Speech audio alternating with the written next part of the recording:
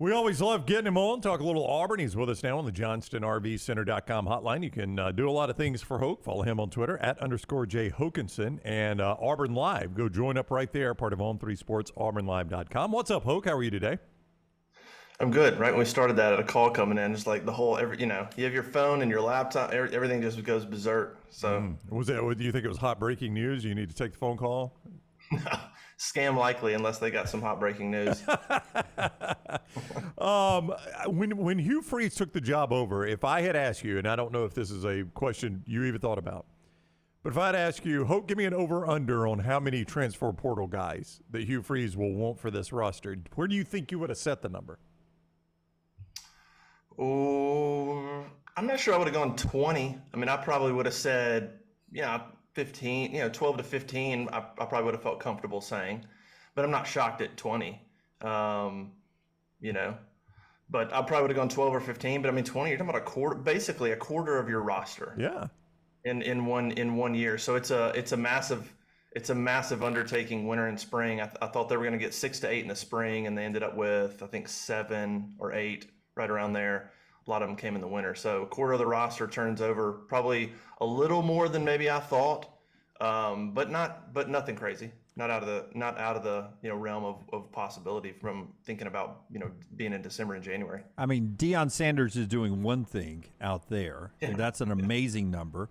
But Hugh and a couple other first-year coaches, a pretty big number, but it's the first year, and you've got the job for a reason. I think it's the thing you got to do with the rules and everything. It's obvious he came in, Hoke, and said, our receiving core is not what I need it to be. I mean, that we talk quarterback all the time. He looked at the receivers in the spring and said, maybe we need help. Yeah, there's no doubt. I mean, they went out and got Nick Marner, but then you come back and you go through spring ball with what you have, plus Nick Marner from Cincinnati. And then you go out and you still get Shane Hooks, Jair Shorter, and you add and Caleb Burton. So you had 3 more to the mix after spring ball, which I think that's the interesting thing about the spring portal is it really points to where the coaches are concerned on the roster, where maybe you wouldn't know that, right? You go through spring ball and it is what it is. Well, now with the spring portal, you can kind of look at who they go get, and it kind of points to maybe what they thought of spring camp at some positions. And so when you see them go get 3 receivers, pretty telling that they think that the receiving core there, nobody really stepped up to be the man or be a stud, and they need competition. They need playmakers. They need extra bodies there to try to get the job done. So receiver was a big one. Quarterback got all the hype, obviously, but yeah, going in, receiver was always going to be a big one. That's the other position really that Freeze talked about in spring as kind of lacking, as lagging behind. He specifically said quarterback and receiver, he wished they were further along. So not shocking that you go out and do that. And when you talk about the portal numbers, I was thinking about this earlier, and I mean, yeah, what Colorado's doing is, I don't know, man. It's kind of ridiculous. Like I saw Pat Narduzzi's comments about that's not what it should be. I kind of agree. I mean, it just shouldn't be. It's meant to give kids opportunities the same way coaches can go and jump around, players can jump around, stuff like that. But processing kids out at that number is kind of wild. But I think the goal is to try to get down to, I think you want to recruit high school talent, get that rolling, and probably on a year-to-year basis, winter, spring combined, maybe bring in 8, 9. I think would be a great number to try to go do every year. 20 is not where you want to be on a yearly basis. It's too much turnover. It means there's an issue with how you're evaluating talent. Now, not in Auburn's case. Hugh's coming in and trying to rebuild it. But you don't want to be, to me, 4 or 5 years in. Like I saw Sam Pittman at Arkansas. I mean, I don't know how many years he's been at Arkansas now, but 4 or 5 years now, and they're still turning over. This year, they turned over a quarter of their roster. That I wouldn't want to be 5 years into a program still doing that. And so I think 20 in the first year, maybe the first 2 year, but then I think you want to get that thing down to 8, 9 players where you're evaluating really well high school wise, and then you come in and you're just patching in the transfer portal. Justin Hokanson on the JohnstonRVCenter.com hotline @_J Hokanson, @_J Hokanson, AuburnLive.com, part of On3. That's where you can read all his work, including what we're talking about, his breakdown of Auburn in the transfer portal. That story up there at AuburnLive.com. If I ask you who you are most confident of those 20 is a day one starter, where would you take me? Well, if my first name pops into head is probably Justin Rogers ahead of Peyton Thorne. Yeah.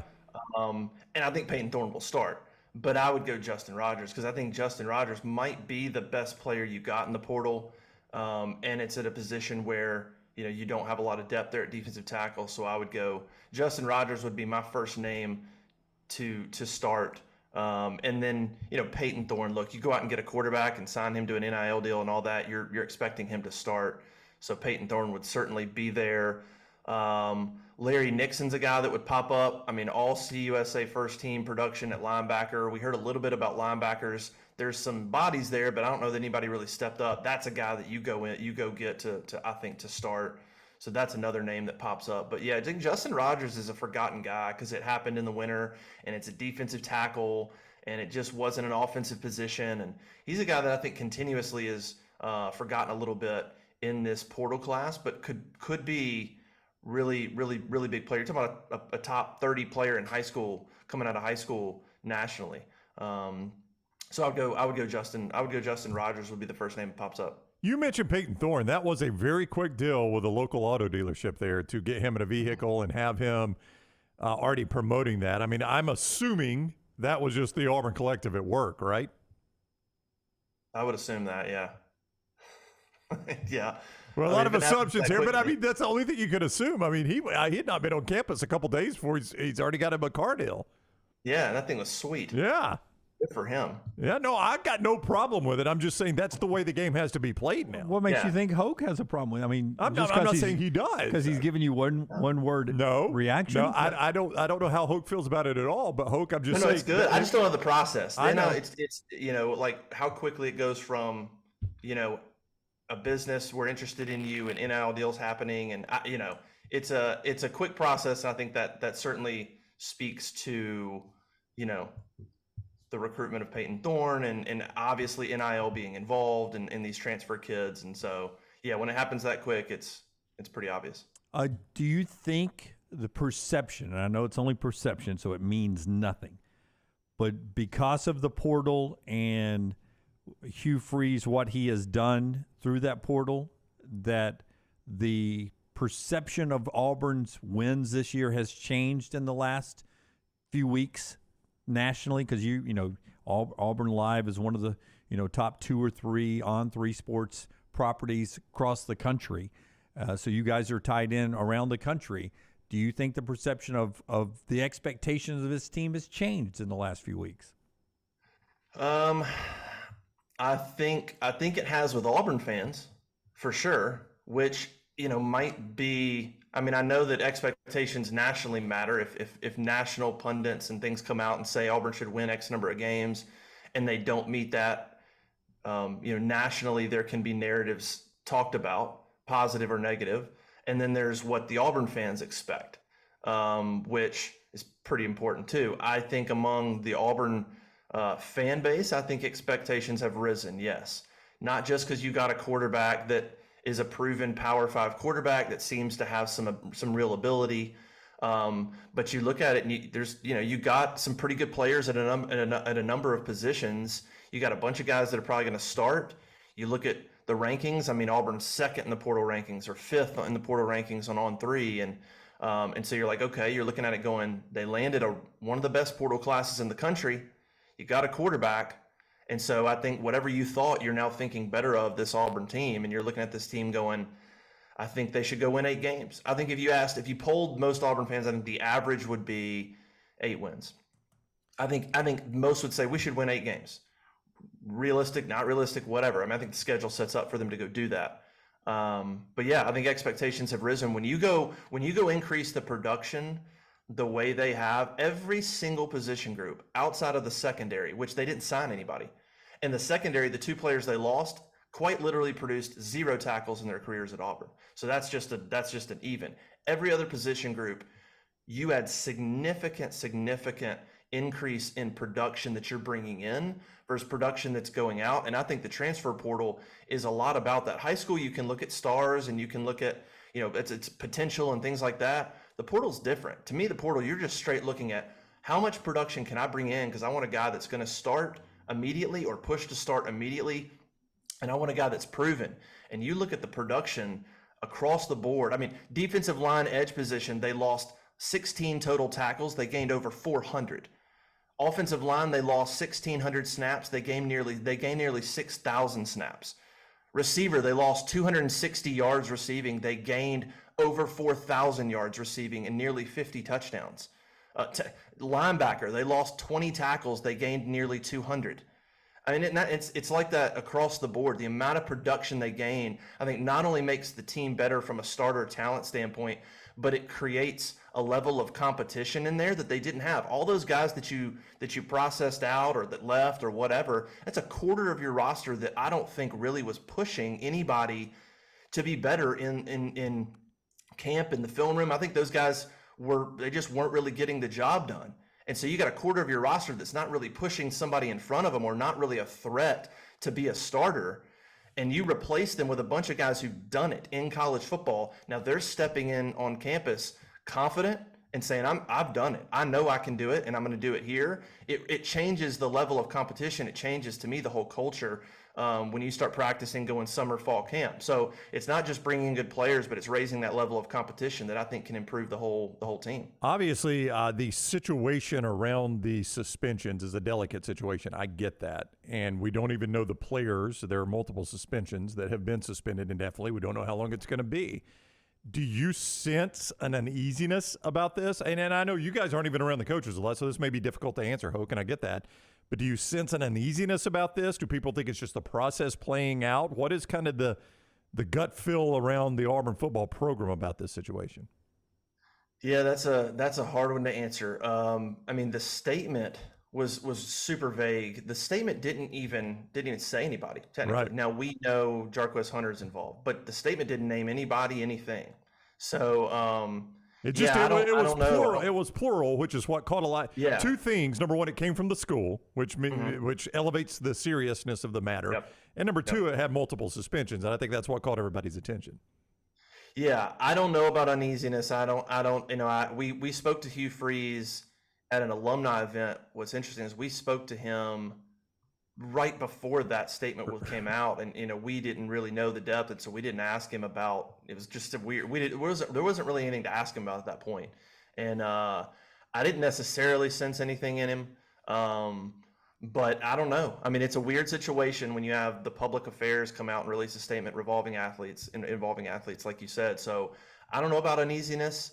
I think it's something where they just made the decision to indefinitely suspend, and then now they're investigating whatever they're investigating, and then they'll figure it out, and then they'll come to a conclusion. Like that's kind of where I think they are right now.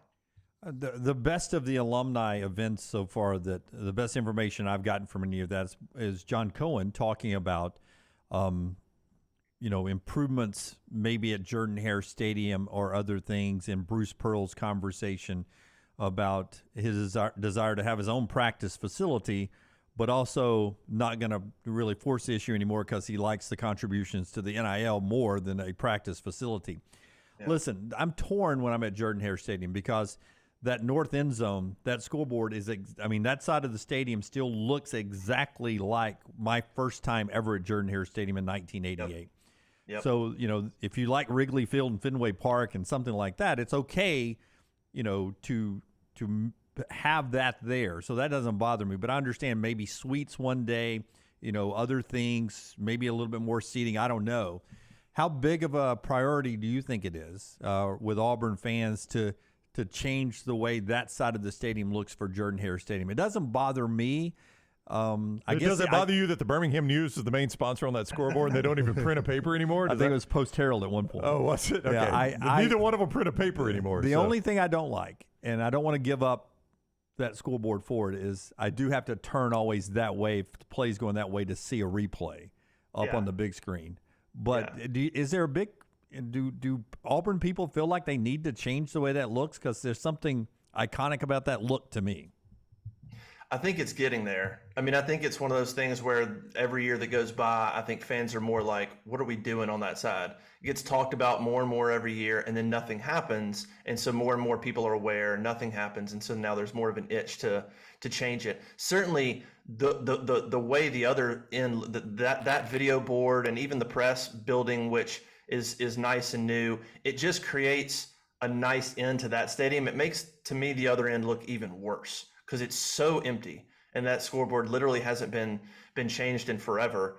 And so, yeah, I think there's an itch to do something there. Either a bigger scoreboard, or put a video board on that side, or suites, something to balance it out. I think is what fans want from an aesthetic standpoint. That stadium is just, there's not a lot outside of the video board.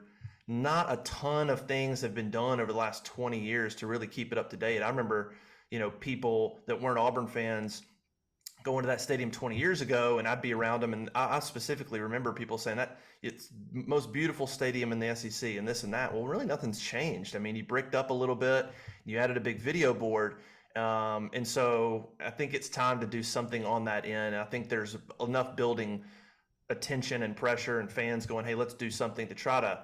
I just don't know that it's a weird logistical thing. That's that into the stadium. It's sunken down underneath there. So they've often talked about not really being able to put additional seating or an upper deck or anything. I don't know that like literally, I don't think you can do it. So it's trying to figure out, do we just put some additional suites? Do we just put a couple of video boards? What exactly do people want? I think you go the suite route, because the experience and game experience and raising money is such a high priority right now. But yeah, you mentioned the Bruce Pearl and the NIL stuff. That's part of it too. You put suites in there. Now you're asking people to buy those suites again.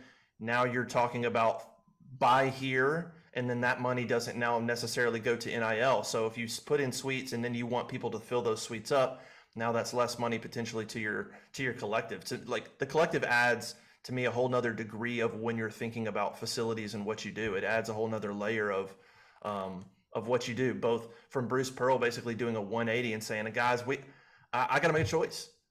He's worked for that hoops facility forever. It was going to happen. And then he had to choose and back off of it and say, well, I need NIL. I need a team. I need a roster. Right. And so I got to back off, and I got to go NIL, and I guess I don't get my hoops facility for a while. Yeah. Crappy team in a good practice facility is no fun. Yeah. Good team sharing the court with women's basketball. Fans don't care. Make it work. Because I said this yesterday. You can't say it because you got to deal with them. But Bruce is going to get the best practice time anyway, right? I mean, men's basketball brings in money. If we're sharing a court for practice, it's got to go priorities, right? It's got to be men's basketball first. But I've been over there enough where, I mean, he to his credit, I mean, it's not like they get a time every day and everybody works around them. I mean, they're changing their times and working around women's basketball and other sports at times. And so good for him. Good for him. Yeah, I wouldn't be that nice. I'll be honest with you. I would not be that nice. I'd say, okay, every day 2 to 4, that's my time. Good luck. Yeah. I think he does his best to work with them because you got gymnastics, volleyball, women's basketball, all sharing 2 gyms. It's a tough deal sometimes. Women's coach wants Tony Barbie back. Well, I'm just saying. More power than. I'm just saying. There's a reason why we're here, and we're paying the bills. All right, go follow Hoke on Twitter @_J Hokanson @_J Hokanson. Read him at AuburnLive.com, part of On3 Sports. The story we reference very often there about Auburn's portal transfers and all of that is right there at AuburnLive.com, part of On3. Hoke, thank you for the time, man. Always great talking with you. Thanks, guys. See you. All right, buddy. Hoke with us on the JohnstonRVCenter.com hotline.